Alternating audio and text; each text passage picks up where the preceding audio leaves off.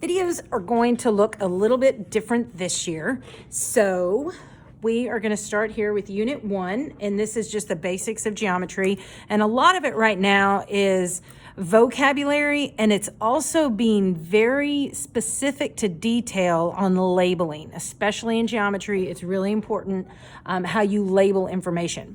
So we're going to start with a point, and a point is a location. It has no size or shape. And we always use a capital letter to name a point. So over here, notice that's a capital letter. It's a capital A. If you put lowercase a, that would be you labeling a line. So it's very, very specific on how you label. So the example over here, we would say is point A, uppercase. A line. A line is made up of points. And any 2 points form a line. All it takes is 2, and then you connect the dots. A line has no thickness or width. And you name a line 2 different ways. You can do it by any 2 points. Remember, points are always capital, or a lowercase script letter. And so when you think script, I always think of cursive or italics. That's what that means. So my example over here is I could label it uppercase X and Y, and then I would draw a little line on top with arrows in both directions. And it has to be specific, not a segment, but you do the line above it with arrows on both ends.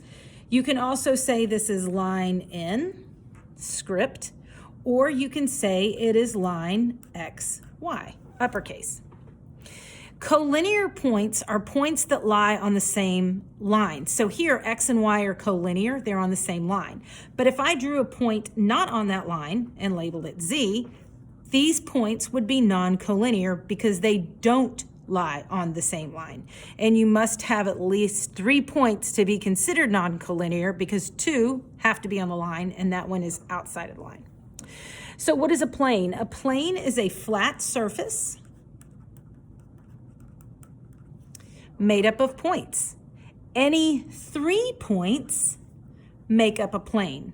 And a plane extends infinitely in all directions. So you can think of the flooring in a house as a plane, the ceiling is a plane, any flat surface that extends infinitely in all directions.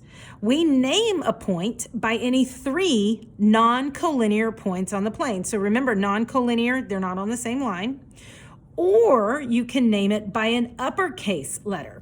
So for example, how would I label this? I would label it plane, P, uppercase script, or I could label it plane, J, K, L, uppercase points, 3 of them. And again, coplanar points are points that lie on the same plane. Non-coplanar points, so if I had one, let's say I had a plane going this direction and Z was over here, Z would be a non-coplanar point, and it has to be at least 4 points to be non-coplanar because 3 are on the same plane, 1 is not.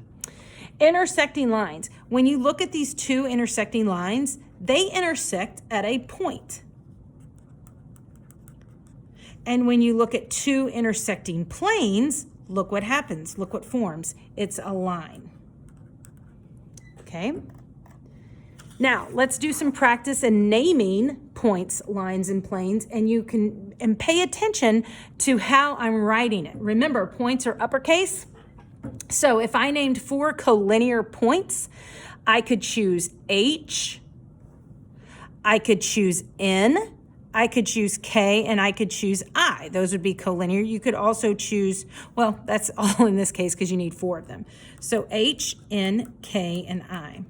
A line that contains point M, I can say is line P using the script. I could say M, O. Either one of those is going to be fine. A line that contains point H and K would be line R. Another name for line Q, again, I could say JK and an arrow on both ends. I could also say JL or KL because remember, it only takes 2. The intersection of lines P and R, they intersect at point N. So I would say point uppercase N. Let's go down to number 3. We're not going to fill in 2 and 4 on our notes just to keep this video shorter. All right, so number 3, use the diagram to name the following 3 coplanar points. I can say are V, Y, and X. Those all lay on plane R. So I can say V or Y, V, and X. And a plane containing point X would be this whole plane, which is plane R.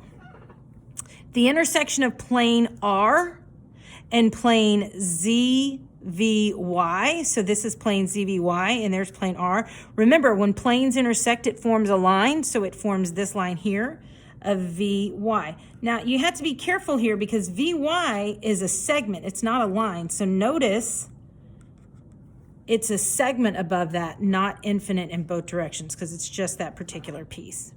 How many planes appear in the figure? The flat one on bottom, and then the 4 sides of the triangular prism, so that would be 5 in all. The bottom one and R share the same plane. How many planes contain point W? 3 of them. This plane, and then plane R, so 3 planes. So hopefully that gives you some practice in naming points, lines, and planes.